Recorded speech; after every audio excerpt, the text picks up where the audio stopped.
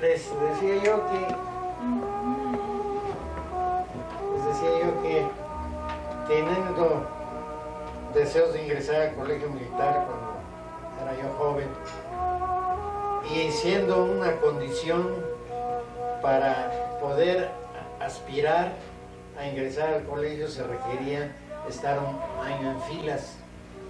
Cumpliendo con ese requisito, me di de alta como soldado en el mes de mayo de 1934 en el batallón mixto de transmisiones, en el que tuvo como primer cuartel el cuartel del Chivatito.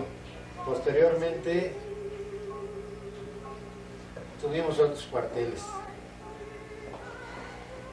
Después de un año de estar en filas y cuando estaba yo ya en situación de presentar mi examen en el colegio militar, mi comandante de compañía, el capitán segundo, ingeniero constructor José de J. Clark Flores, me habló y me dijo que por qué no me quedaba yo en la rama de las comunicaciones en el ejército, y me hizo ver que con el tiempo los conocimientos que yo adquiriera en esa rama me iban a servir para abrirme paso en la vida. Yo analicé la situación y decidí quedarme dentro de transmisiones. Le agradezco ese consejo que me dio mi comandante, porque realmente una vez que dejé el ejército, los conocimientos que ahí adquirí me han servido en la vida.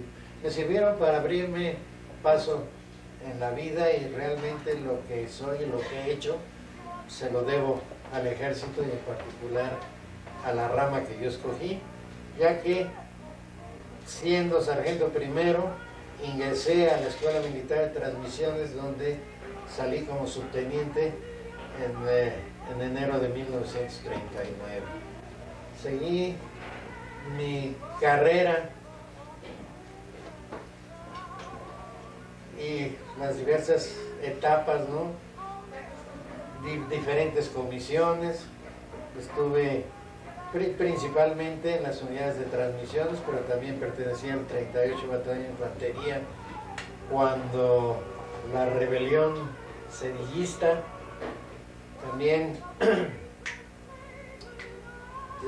fui comandante de la 4ª Compañía Divisionaria de Transmisiones en Monterrey, perteneciente a la 4ª División de Infantería.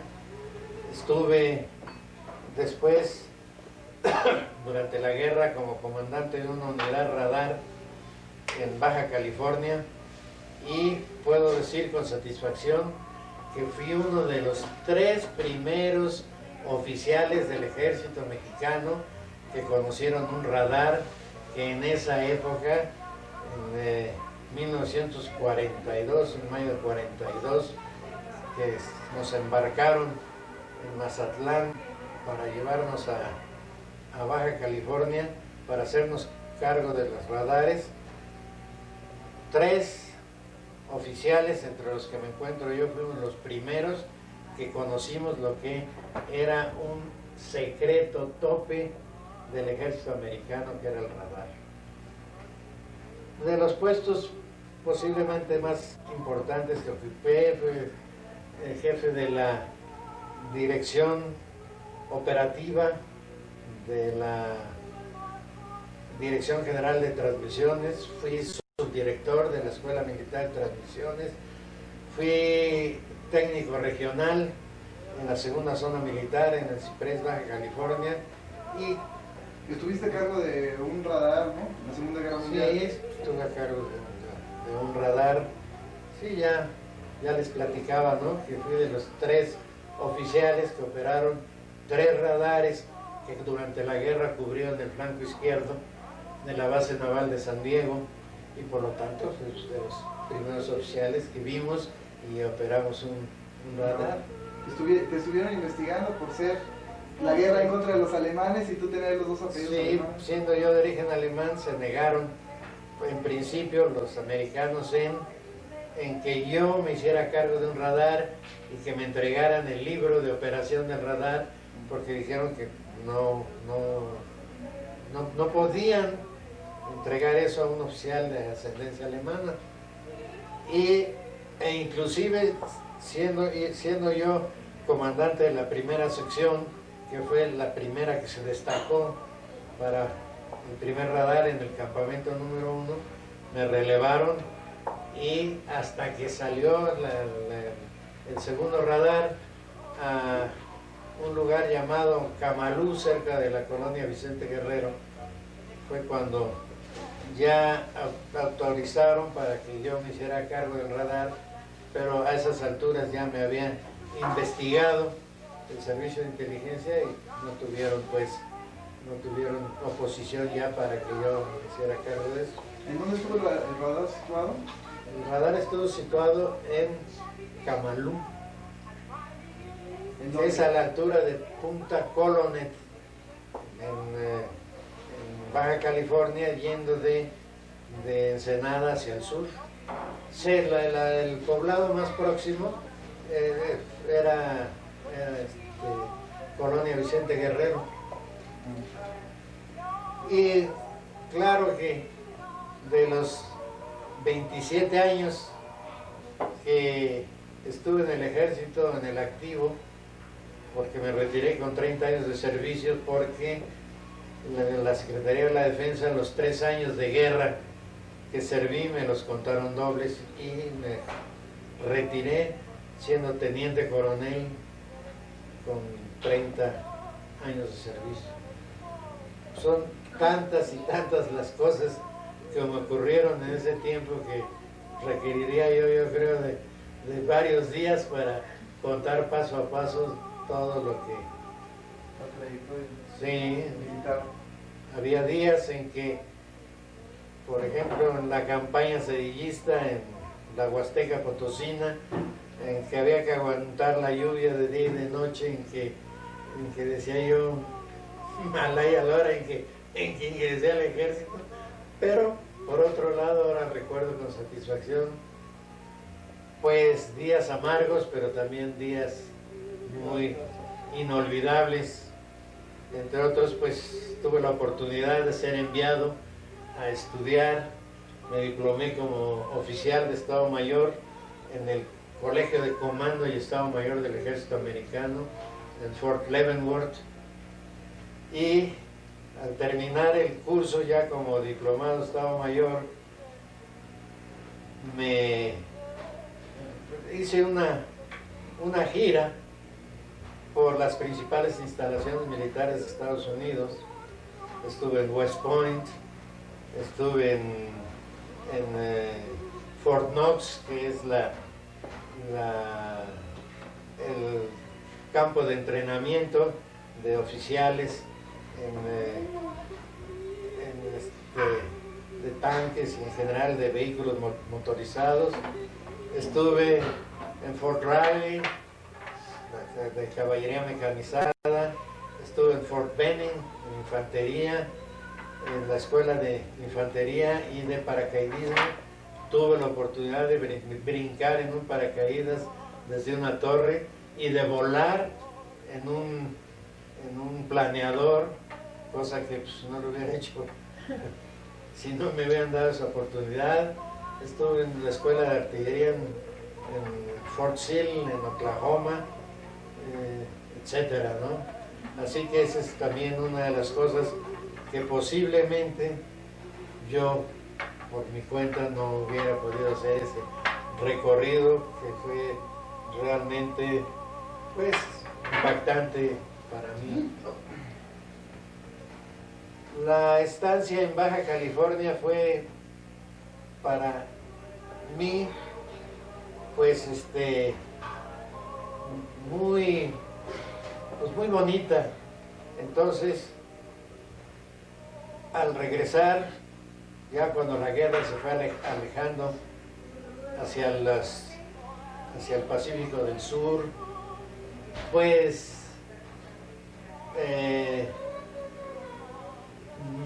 ascendí a capitán segundo, era yo teniente en esa época, ascendí a capitán segundo, regresé a la Ciudad de México y es cuando ocupé diferentes puestos sucesivos en las unidades de transmisiones, pero siendo mayor, en cierta forma provoqué mi cambio nuevamente a Baja California y regresé a ese lugar tan querido para mí y que me había dejado tan gratos recuerdos. Fui designado técnico regional en Baja California, como decía yo hace un momento, y ya hubo oportunidad de que mi esposa y mis hijas se fueran para Ensenada, en donde ellas confiesan también que pasaron una de las mejores épocas de su vida. Estando en Ensenada, solicité mi retiro del activo del ejército, siendo teniente coronel, me fue concedido y seguimos viviendo en Ensenada, donde ya teníamos nuestra casa y todo. Desafortunadamente, mi hija la mayor, Margarita, había terminado su escuela secundaria en el Colegio Alemán aquí en la Ciudad de México y no había preparatoria, increíble, pero no había preparatoria en Ensenada y hubo que mandarla a estudiar a Los Ángeles, en donde hizo su high school en la Belmont, en Los Ángeles. Y llegó un momento en que las tres ya estaban en situación de seguir una carrera que no hubieran podido hacerla allá y las enviamos a estudiar a México a las tres, y como las tres estaban en una edad en que requerían pues de nuestro apoyo, pues hubo que abandonar aquello, dejamos nuestra casa y nos trasladamos a la Ciudad de México para estar con nuestras hijas, donde pues, hemos permanecido hasta la fecha. Naturalmente ellas terminaron cada una de ellas su carrera, se casaron y bueno, su vida. Brevemente, ¿no? Antes de llegar a la Ciudad de México, pues yo nací en un pequeño pueblo del estado de Veracruz que se llama Piedras Negras. Inclusive cuando yo nací no había registro civil ahí en Piedras Negras, una estación del ferrocarril que va de Veracruz al Istmo, y me llevaban a Tlalixcoyan, ahí en Tlalixcoyan, Veracruz, me registraron, aunque crecí, fui a la escuela y pues los primeros años de mi vida los pasé en la ciudad de Córdoba, a la que recuerdo con cariño y que más que Piedras Negras puedo decir que es mi ciudad, ¿no? Puesto que ahí llegué de chico y ahí fui a la escuela y ahí crecí, ¿no? Y ya, pues esa es una breve historia de mi vida. Una vez habiendo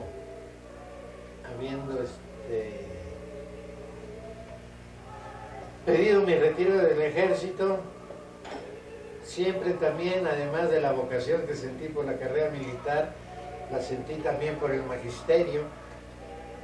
Soy maestro por vocación y fui invitado para dar clases cuando se formó la primera escuela preparatoria en Ensenada, de religiosos, por cierto, de la Fray Junípero Serra, a pesar de que el director, el padre Luis Roqueñí, sabía perfectamente que yo no soy católico y que además pertenecía a la masonería. Me invitó a dar clases en la preparatoria, cosa que hice con todo gusto, ya que pues muchos muchachos que terminaban la secundaria pues no tenían manera de ir hasta Hermosillo, a Mexicali, para entrar a la preparatoria, y ya que tenían esa oportunidad, pues con gusto colaboré durante varios años sin sueldo porque esa fue la condición, ya que ellos al adquirir el terreno y edificar la escuela y todas esas cosas, habían tenido muchos gastos y, aunque era una escuela particular, lo que ellos les cobraban a los alumnos era para amortizar la inversión que habían hecho en el terreno y el edificio y todas esas cosas. Entonces estuve dando principalmente matemáticas y física general o física superior, como se nombran también, durante varios años, hasta que se abrió la escuela preparatoria en Ensenada, dependiente de la Universidad Autónoma de Baja California.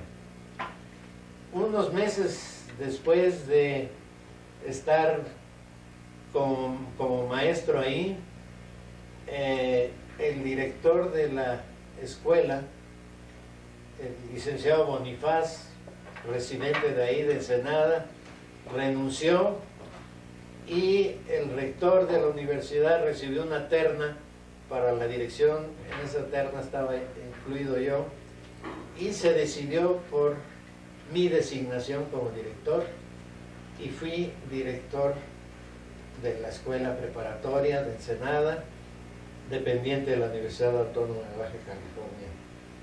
Había cierta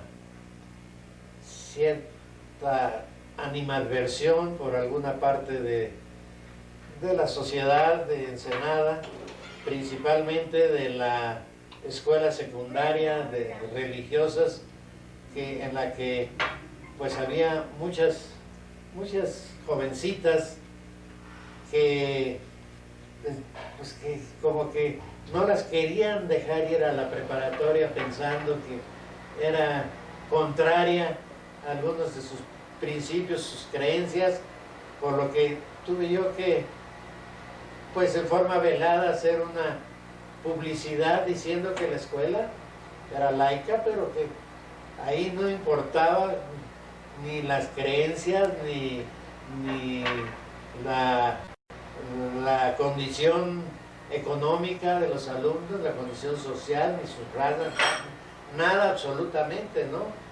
Y se arriesgaron 2 o 3 de las jovencitas de la escuela de religiosas, se me escapa ahorita el nombre de la escuela, y se dieron cuenta que no, que era una escuela preparatoria que les permitía, ¿verdad? Al terminar, pues, ir a cualquiera de las universidades de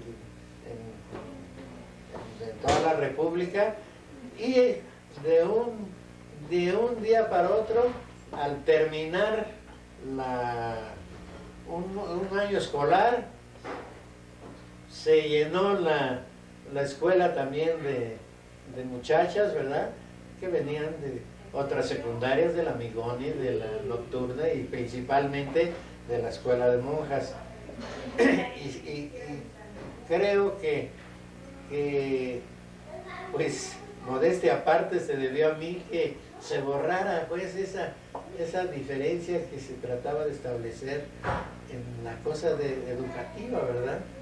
Y ya tengo entendido pues, que hasta la fecha funciona y funciona bien. Cuando decidimos regresar a México, porque Margarita, Hansel y Frida estaban estudiando aquí, pues tuve que renunciar a la dirección de la escuela y le hice entrega al señor licenciado Octavio Pérez Pazuengo, de allá de Ensenada. Y bueno, pues pienso yo que a grandes rasgos eso es lo que podría yo platicarle a mis bisnietos. Entré a trabajar al Hospital Juárez como enfermera aspirante sin sueldo, porque tenía mucha vocación de ser enfermera. Entonces entré en el año de 1934 y trabajé 3 años aprendiendo nada más sin sueldo. En 1938 empecé a trabajar ya con sueldo de aspirante a enfermera, porque yo tenía gran ilusión de ser enfermera titulada y además como aprender obstétrica. Entonces empecé en el año de 1938, empecé a estudiar el curso de preparatoria en la Preparatoria Nacional. Síguele, Se encontraba en Argentina, en las calles de Argentina. Hola, buenas tardes, ¿cómo están? Hola. Señora, ¿cómo está? ¿Cómo le va? Jefe de enfermeras en el año de 1937, en el año de 1938 me ascendieron a enfermera, jefe de enfermeras general de todo el hospital. ¿Cuál hospital? Del Hospital Juárez. Entonces ya fungí como jefe general durante 4 años. Te faltó decir que te titulaste como enfermera en la Universidad Nacional. Después me titulé como enfermera general de enfermeras y luego fui enfermera y partera titulada de la Universidad Nacional Autónoma de México. Muy bien. Y ahí